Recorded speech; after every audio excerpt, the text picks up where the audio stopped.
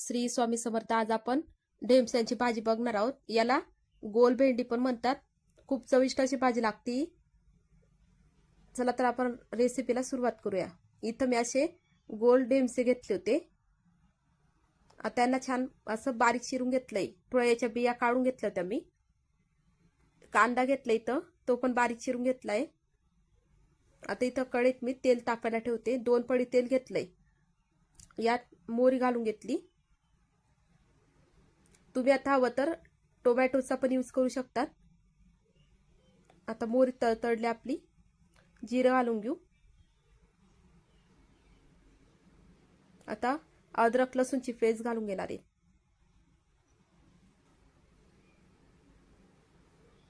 जेवढी सिंपल ही भाजी केली तेवढी भाजीची टेस्ट छान येते.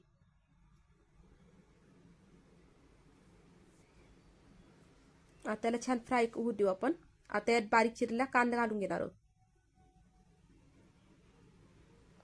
कांदा पण आपला छान फ्राय झालाय, गुलाबी रंग आलाय कांद्याला.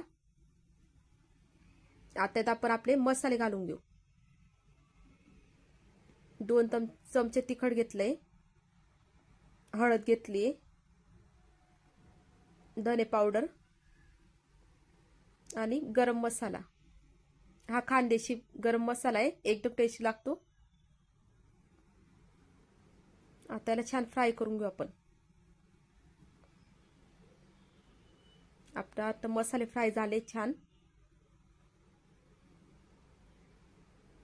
आता आपण दाण्याचं कूट घालून घेणार आहे. दाण्याच्या कूटमुळे भाजीला टेस्ट पण छान येते आणि घट्टपणा येतो भाजीला.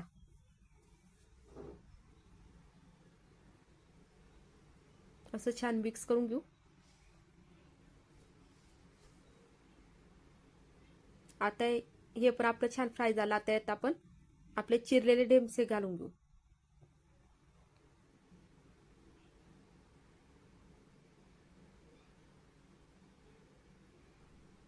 आता ढेमस्यांना पण आपण मसाल्यामध्ये फ्राय करून घेऊ.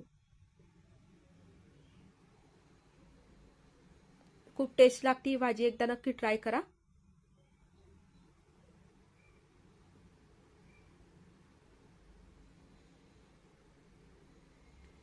आता यात आपण पाणी घालून घेऊ.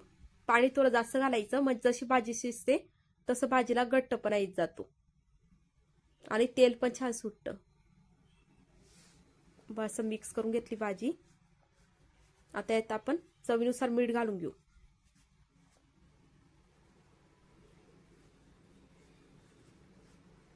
आता चवीनुसार मीठ घातला तर भाजीला आपण छान मिक्स करून घेऊ. आणि यात आपण यावर झाकण ठेवून मंद आचेवर छान शिजू देऊ. बघा आपली भाजी छान शिजली आहे. आता यावर मी बारीक चिरलेली कोथिंबीर घालून घेतली.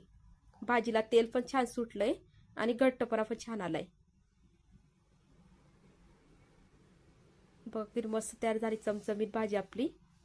चला तर मग तुम्हाला ही भाजीची रेसिपी आवडली असेल तर व्हिडिओला लाईक करा, शेअर करा, चॅनलला सबस्क्राईब नक्की करा आणि घंटीचा आयकॉन नक्की दाबा, म्हणजे तुम्हाला माझ्या व्हिडिओचं नोटिफिकेशन सर्वात आधी मिळेल. आणि माझ्या ज्या आधीच्या रेसिपी आहेत त्या पण एकदा नक्की बघा, तुम्हाला खूप आवडतील. सिंपल आणि एकदम सोप्या पद्धतीने सर्व रेसिपी बनवल्या आहेत. घरातलं साहित्य यूज करून बनवते. जर आता मग तुम्हाला ही रेसिपी आवडली असेल तर कमेंट्स नक्की करा आणि एकदा नक्की ट्राय करा. कशी झाली ते कमेंट्समध्ये नक्की सांगा. श्री स्वामी समर्थ.